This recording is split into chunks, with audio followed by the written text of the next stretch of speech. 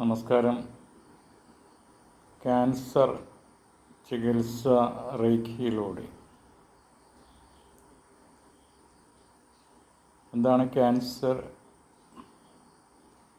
ശരീരകോശങ്ങളിൽ അനിയന്ത്രിതമായിട്ടുള്ള വളർച്ച, pathological development എന്നാണ് mutation സംഭവിച്ചിട്ട് പറയുന്ന അവസ്ഥയ്ക്ക് പറയുന്നത്. ശരീരത്തിലെ കോശങ്ങൾ, മൃതകോശങ്ങൾ ശരീരത്തിൽ തന്നെ നിലകൊള്ളുകയും അനിയന്ത്രിതമായി പുതിയ കോശങ്ങൾ വളർന്നു പോവുകയും ചെയ്യുന്ന അവസ്ഥയ്ക്കാണ് ക്യാൻസർ എന്ന് പറയുന്നത്.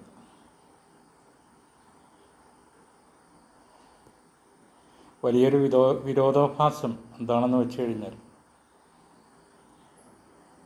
There is no cancer in dead person.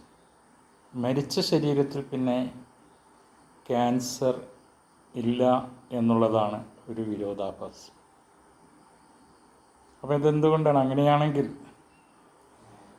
മരിച്ച ശരീരത്തിൽ എന്തുകൊണ്ട് ക്യാൻസർ വീണ്ടും വളർന്നു വരുന്നില്ല എന്നുള്ള വിഷയം ചിന്തനീയമാണ്.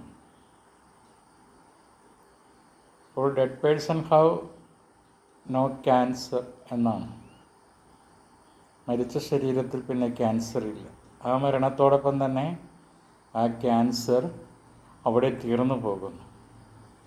അപ്പോൾ ഈ ശരീരത്തിൽ നിന്ന് തീർന്നു പോയിട്ടുള്ളത്? ഏതോ ഒരു വിടുതൽ, ആത്മാവിൻ്റെ ഒരു വിയോഗം, ഇല്ലെങ്കിൽ എനർജി ട്രാൻസ്ഫോർമേഷൻ എന്നൊക്കെ പറയാം.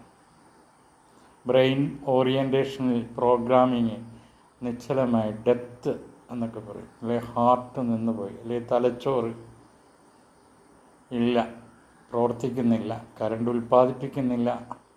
അങ്ങനെയാണ് മരിച്ച ശരീരത്തെക്കുറിച്ചുള്ള കാഴ്ചപ്പാടുകൾ. ക്യാൻസറും അതുപോലെ തന്നെ ആ ഒരു ക്യാൻസർ രോഗിയിൽ ആ രോഗി മരിച്ചു കഴിഞ്ഞാൽ പിന്നെ വളരുന്നില്ല എന്നുള്ളതാണ്. അപ്പം അതുകൊണ്ടാകാം ഒരുപക്ഷെ ഇതൊരു ഫോഴ്സ് ആണ്. ഈ ക്യാൻസർ എന്ന് പറയുന്നത് ശരീരത്തിൽ എല്ലാ രോഗങ്ങളും ഫോഴ്സാണ്. Disease in its origin are not materialistic. The end product a long acting force എന്നാണ് പറയുന്നത്. അപ്പോൾ ഫോഴ്സിനെ നമുക്കൊരു ഫോഴ്സ് ഉപയോഗിച്ച് ഓവർകം ചെയ്യാൻ സാധിക്കുകയുള്ളൂ. മരുന്ന് ഉപയോഗിക്കുക, ഇല്ലെങ്കിൽ റെമഡീസ് ഏത് വിധേന ശരീരത്തിലേക്ക് പ്രയോഗിക്കുക ചെയ്യുക എന്നുള്ളത് ഒരു മെറ്റീരിയൽ കൺസേൺ ആണ്. ഇപ്പോൾ രോഗം എന്നുള്ളത് മെറ്റീരിയൽ തിങ്സ് അല്ല, ഫോഴ്സാണ്. ഫോഴ്സിനെ ഫോഴ്സ് കൊണ്ട് മാത്രമേ മറികടക്കാൻ സാധിക്കുകയുള്ളൂ. ഈ മരുന്നിൽ അടങ്ങിയിരിക്കുന്ന ഫോഴ്സുകൾ പ്രയോജനപ്പെടുത്തുക എന്നുള്ളതാണ് പ്രധാന വിഷയം. ഫോഴ്സായി പരിവർത്തനം ചെയ്യുക ശരീരത്തിൽ. അപ്പോഴുണ്ടാകുന്ന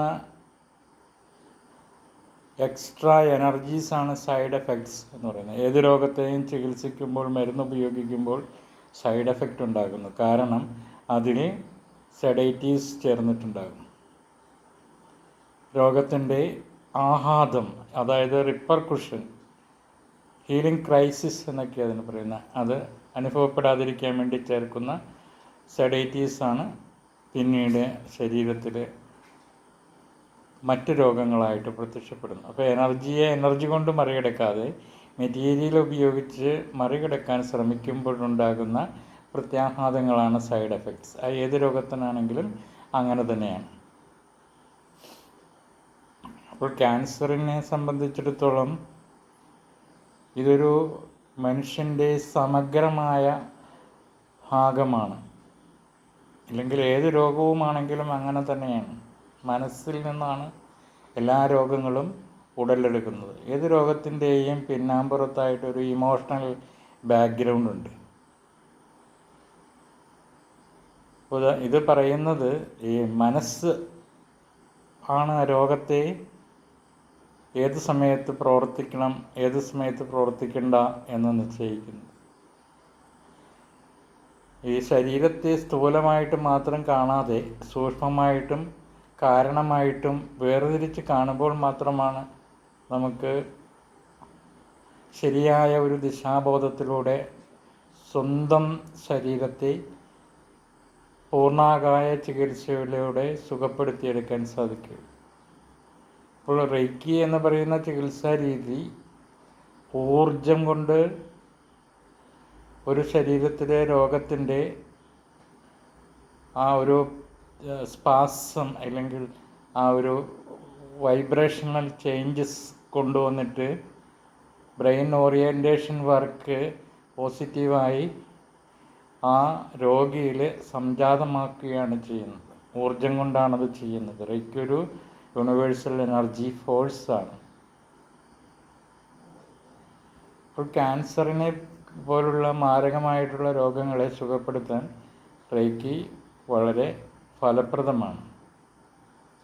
അപ്പോൾ മനസ്സ് ഒരു മുഖ്യ ഘടകമാണ് ഇവിടെ. അപ്പോൾ ഈ മനസ്സിരിക്കുന്നത് ശരീരത്തിലാണോ, നമ്മൾ ചിന്തിക്കുന്ന തലയിലാണ്, ചിലർക്കതിൻ്റെ സങ്കല്പം വയറിലാണ്, ഇല്ലെങ്കിൽ ഹൃദയത്തിലാണ് മനസ്സ് എന്നൊക്കെയുള്ള ചിന്താധാരകളാണ്. പക്ഷേ ഗർഭാശയത്തിൽ കഴിയുന്ന ശിശുവിനെ സംബന്ധിച്ചിടത്തോളം അതിനും എല്ലാം കിട്ടുന്നത്, അത് വളർച്ച പ്രാപിക്കുന്നത് അതിൻ്റെ അംബ്ലിക്കൽ കോഡ് വഴിയാണ്, പൊക്കിൾ വഴിയാണ്. പൊക്കിളിലൂടെയാണ് അതിന് വേണ്ടുന്ന എല്ലാം കിട്ടുന്നത്. എന്നതുപോലെ നമ്മളുടെ നാഭി പ്രദേശത്ത് ശരീരത്തിന് പുറത്ത് പൊക്കിളിനോട് ചേർന്നായിട്ട് ശരീരത്തിന് പുറത്തായിട്ടാണ് മനസ്സിരിക്കുന്നത്. അങ്ങനെയാണ് പ്രപഞ്ചബോധവുമായിട്ട് സമ്മേളിച്ചിട്ട് നമ്മൾ പ്രപഞ്ചത്തിൽ നിന്ന് പ്രപഞ്ചത്തിൻ്റെ മനസ്സെന്താണോ അതാണ് നമ്മൾ ആയിത്തീരുന്നത്. അതിന് പ്രയോജനപ്പെടുത്തുന്നത് വാഗസ്നാഡിയുടെ ഗുരുനാഡിയുടെ പ്രയോഗവൽക്കരണത്തിലൂടെയാണ് ഈ മനസ്സിനെ സ്വാസ്ഥ്യമാക്കിയെടുക്കാൻ സാധിക്കുകയുള്ളൂ. അപ്പോൾ മനസ്സിൻ്റെ തിയറി എന്താണെന്ന് വെച്ച് കഴിഞ്ഞാൽ ചിന്തിക്കുക എന്നുള്ളതാണ്. ഏത് സമയം എപ്പോഴും നിരന്തരമായി ഇങ്ങനെ ചിന്തിച്ചു കൊണ്ടേയിരിക്കുക. മനസ്സിനെ സംബന്ധിച്ചിടത്തോളം ഉള്ള വ്യാഖ്യാനം, the word mental derived from the Latin word mens എന്നാണ്. Mens means to think. Think means consciousness. Consciousness means argued to soul. Argued to soul means concerning the spirit. അപ്പോൾ ആത്മാവുമായി സംവാദത്തിൽ ഏർപ്പെടുന്നവനാണ് മനുഷ്യൻ എന്ന് വേണമെങ്കിൽ പറയാം. അപ്പോൾ മനുഷ്യൻ്റെ ശരീരത്തിൽ ഒരു ആത്മാവുണ്ട്. ആ ആത്മാവുമായിട്ടുള്ള സംവാദങ്ങളുടെ പ്രതിച്ഛായയാണ് നിലവിൽ കാണുന്ന പ്രത്യക്ഷ ശരീരം. അപ്പോൾ ചികിത്സ ചെയ്യുമ്പോൾ നമ്മൾ ആത്മാവിനെ കൂടി പരിഗണിക്കേണ്ടതായിട്ട് വരുന്നു. അതുകൊണ്ടാണ് റെയ്ക്കി പോലുള്ള ചികിത്സാ രീതികൾ സാർവത്രികമായി ഹോളിസ്റ്റിക് ട്രീറ്റ്മെൻ്റ് എന്ന് വിവക്ഷിക്കുന്നത്. സമഗ്ര ചികിത്സ എന്നുകൊണ്ടാണ് ആ വാക്കുകൊണ്ട് ഉദ്ദേശിക്കുന്നത്. അപ്പോൾ ക്യാൻസറിനെ സംബന്ധിച്ചിടത്തോളം മറികടക്കാൻ ഇന്ന് അവൈലബിൾ ആയിട്ടുള്ള ചികിത്സാ രീതികളെല്ലാം തന്നെ വളരെ അപക്വമാണ്, വളരെ ശുഷ്കമാണ്. തന്നെയുമല്ലാതെ നമ്മൾ ഉദ്ദേശിച്ച രീതിയിലുള്ള ഫലപ്രാപ്തി അതിലേക്ക് എത്തിച്ചേർന്നിട്ടുമില്ല എന്നുള്ളതാണ്. അപ്പോൾ ഈ അവസരത്തിൽ ഈ പതോളജിക്കൽ ഡെവലപ്മെൻറ്റ്, അനിയന്ത്രിതമായിട്ടുള്ള വളർച്ച ദേഹത്തെ തടയുന്നതിന് സെല്ലുലാർ ലെവലിൽ കോശകലകളിൽ പ്രവർത്തിപ്പിക്കാനുള്ള നൂതന സമ്പ്രദായങ്ങളാണ് റെയ്ക്കി ഹീലിംഗ്. അപ്പോൾ റെയ്ക്കിയെ ഏത് രീതിയിൽ പ്രയോജനപ്പെടുത്താമെന്ന് വെച്ച് കഴിഞ്ഞാൽ അതിൻ്റെ ഏറ്റവും സവിശേഷമായിട്ടുള്ള ഒരു ഊർജപ്രദായകമായിട്ടുള്ള സോഴ്സ് എന്ന് പറയുന്നത് ലാപ്പീസ് ലസൂലി ലൈറ്റ് എന്ന് പറയുന്ന ഒരു സങ്കേതമാണ്. അതൊരു നീലപ്രകാശമാണ്. ബോധിസത്താപാത്ത് അവലോഹിതേശ്വര ബുദ്ധനിൽ നിന്ന് വരുന്ന ലാപ്പീസ് ലസൂലി ലൈറ്റ്. അതൊരു കടും നീല നിറത്തിലുള്ള പ്രകാശധോരണിയാണ്. അതിൻ്റെ ശരീരത്തിൻ്റെ ഓറയിലൂടെ പ്രസരിപ്പിച്ചു കഴിഞ്ഞാൽ അത് സ്ഥൂല ശരീരത്തിലും സൂക്ഷ്മ ശരീരത്തിലും കാരണ ശരീരത്തിലും സംഘാതങ്ങളുണ്ടാക്കുകയും മാറ്റങ്ങൾ സംഭവിപ്പിക്കുകയും അത് സെല്ലുലാർ ലെവലിൽ പ്രവർത്തിക്കുകയും ചെയ്യും. അതിനുപയോഗിക്കുന്ന മന്ത്രമാണ് ഓം മണി പത്മേ ഹും. മറ്റൊരു മെത്തേഡ് എന്താണെന്ന് വെച്ച് കഴിഞ്ഞാൽ ഫോറൻസിക് സയൻസിലൊക്കെ ഉപയോഗിക്കുന്ന ചില സൂത്രവാക്യങ്ങളിൽ ഒന്നാണ്. അതൊരു മാത്തമാറ്റിക്കൽ ടേമാണ്, ജോമെട്രിക്കൽ പാച്ച് വർക്ക് എന്നൊക്കെ വേണമെങ്കിൽ പറയാം. ഒരു സീക്രട്ട് നമ്പർ അത് ബോഡിയിൽ അപ്ലൈ ചെയ്ത് കഴിഞ്ഞാൽ സെല്ലുലാർ ലെവലിൽ പ്രവർത്തിച്ച് എന്താണോ ഇതിൻ്റെ മൂലകാരണം, റൂട്ട് കോസ്, അതിലേക്ക് ഊർജം എത്തിച്ചേർന്ന് പല രീതിയിലുള്ള ഊർജ സ്രോതസ്സുകൾ, അതായത് ദ ട്രൂത്ത് എൻട്രി ചെയ്യും. അങ്ങനെ ആ ട്രൂത്ത് ഈ രോഗത്തെ നിമഗ്നം ചെയ്യാൻ സഹായിക്കുമെന്നുള്ളതാണ്. അങ്ങനെയുള്ള ട്രൂത്തിനെ പ്രവേശിപ്പിക്കാനുള്ള ഒരു സീക്രട്ട് നമ്പറാണ് 87312957. 87312957. ഈ നമ്പർ നമ്മളുടെ ഹൃദയചക്രത്തിൽ, ഹാർട്ടിൻ്റെ റീജിയനിൽ ആൻറ്റി ക്ലോക്ക് വൈസിലൊരു വൃത്തം വരച്ചതിന് ശേഷം അതിനുള്ളിൽ എഴുതുക എന്നുള്ളതാണ് ഒന്നാമത്തെ ഘടകം. പിന്നീട് റേക്കി അപ്ലൈ ചെയ്യുക. അപ്പോൾ ട്രൂത്തിൽ അത് പ്രവേശിക്കുകയും മൂലകാരണം എന്താണോ അതിലേക്ക് അത് ചെന്നെത്തുകയും സ്ഥൂല സൂക്ഷ്മ കാരണങ്ങളെ ബാലൻസ് ചെയ്യുകയും ഈ പതോളജിക്കൽ ഡെവലപ്മെൻറ്റിനെ പ്രിവെൻറ്റ് ചെയ്യുകയും ചെയ്യും. അങ്ങനെ ക്യാൻസർ ദേഹത്ത് ഇരുന്നാലും ഈ രോഗിക്ക് ലോങ്ങിവിറ്റി കൂട്ടിയെടുക്കാൻ സാധിക്കും. ദീർഘനാൾ തൻ്റെ ആയുസ് പൂർത്തീകരിക്കാനുള്ള ഒരു കഴിവിലേക്ക് ഈ വ്യക്തി എത്തിച്ചേരും. അപ്പോൾ നിങ്ങൾ ഈ രീതിയിലുള്ള മെത്തേഡുകൾ പ്രയോജനപ്പെടുത്തുക.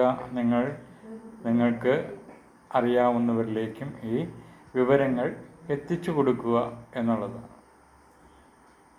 ഇനിയും അനേകം മെത്തേഡുകൾ ഈ ക്യാൻസർ പോലുള്ള ചികിത്സാ രീതിക്ക് റേക്കിയുടെ കൂടെ നമുക്ക് അപ്ലൈ ചെയ്യാവുന്ന മാതൃകകളുണ്ട്. കൂടുതൽ മാതൃകകൾ പിന്നീടൊരവസരത്തിൽ പറയുന്നതാണ്. അപ്പോൾ ഒരിക്കൽ കൂടി നിങ്ങൾ ചിന്തിക്കുക, തീരുമാനമെടുക്കുക, വിശ്വസിക്കുക. Dead person have no cancer. There is no cancer in dead person. മരിച്ച ശരീരത്തിൽ പിന്നെ ക്യാൻസർ ഇല്ല.